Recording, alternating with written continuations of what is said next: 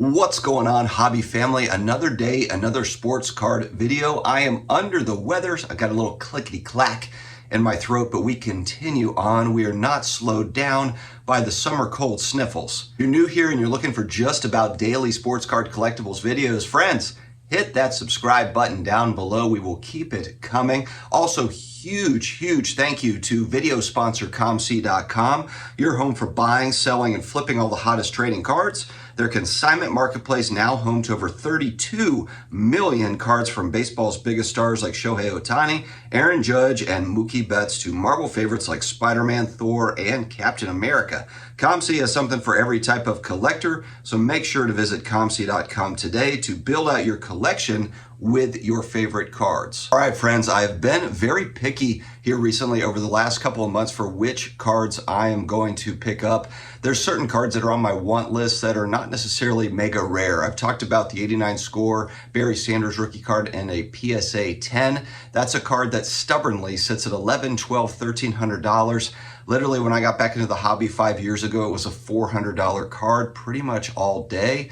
And that's an example of a card that still sits, in my opinion, pretty high, especially when a PSA 9 is $125, $150.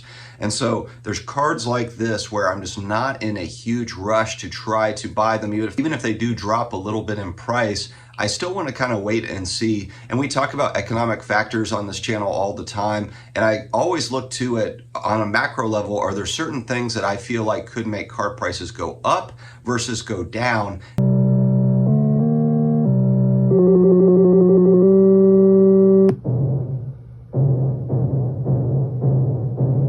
And there's one thing that's kind of sitting out here that's in the back of my mind that I think it's important to talk about. And what it means for me is I am going to push off a lot of, especially big purchases, until we get to the holidays. Now, what is this thing that I'm talking about?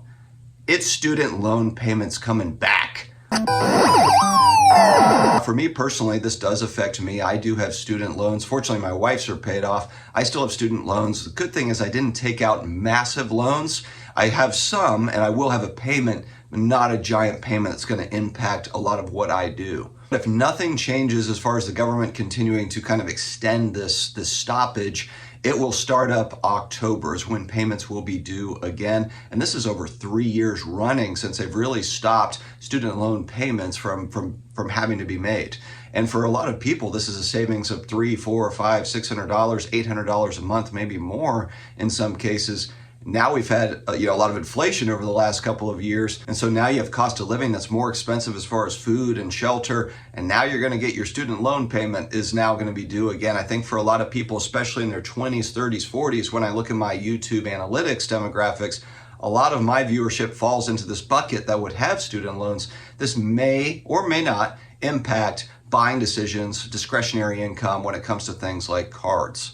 On top of that, it doesn't really look as if the Fed is going to pull back on rate increases. They might keep it flat to where they're not doing any rate increases, but are they showing any signs of pulling back and reversing course to where they're going to start reducing interest rates? I'm just not seeing it. I'm not seeing it. And, also on top of this, I've had a really good 2023 as far as the stuff I've picked up. For example, I really have my Grail PC card here in the Breeze black refractor that's autographed. I know I show this card all the time, but I just stare at this thing.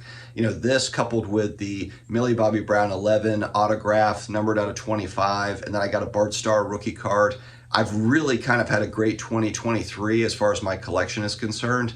And so that's another reason why I'm kind of like, why don't I just kind of save up, see what's going on, see what other things are out there. I actually shout out to SlabMags. Guys, 10% off down below. The only place on the internet you can get 10% off of these puppies. You're spending big money on cards. What's another 20 bucks to protect it, especially UV protection?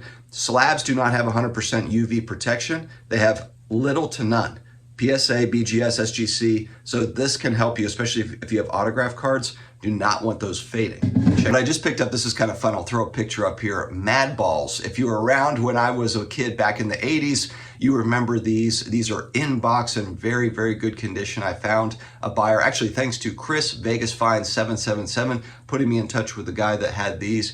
but this is an example of something that pops up from my childhood. This is a PC item, the Mad Ball, another thing to add to the man cave. So we've got macroeconomic factors not really looking a lot better. Student loan payments coming due. And then also, typically around the holidays, people slow down anyway on card buying. You know, the spending slows down. I've noticed that over the last couple of years. So really, I'm going to pay attention, very, very close attention to what's going on. I would say from Thanksgiving, maybe middle of November to the end of the year. I want to see, is there any sort of big deals coming down the pike leading up to the holidays, maybe even 1st of November. We'll see what it looks like. But for a lot of the cards that I'm after, they're not mega rare. And this also goes the same way for graded comic books, graded video games. I buy all of these sorts of things. So paying attention to all of these markets, and I want to see how far can some of this stuff fall. I do think that there are a lot of buying opportunities. We are in the bear market, my friends. We are in it. So it's just a matter of trying to figure out, is this the bottom, or is the bottom, is there more to come? I still think that there's a little bit more pain to come, and maybe quite a bit more pain. We just don't really know. I mean, a lot of people talk about, hey, look, card prices are down to pre-pandemic levels. So the assumption is that maybe they can't fall any further. Well, let's test that theory. I mean, I guess we'll find out. I'm just asking myself, is this something I really need today? Is this something that I won't be able to get down the road in the next 3-6 months, a year? Those are the questions I'm asking myself before pulling the trigger on any sort of cards, collectibles type stuff.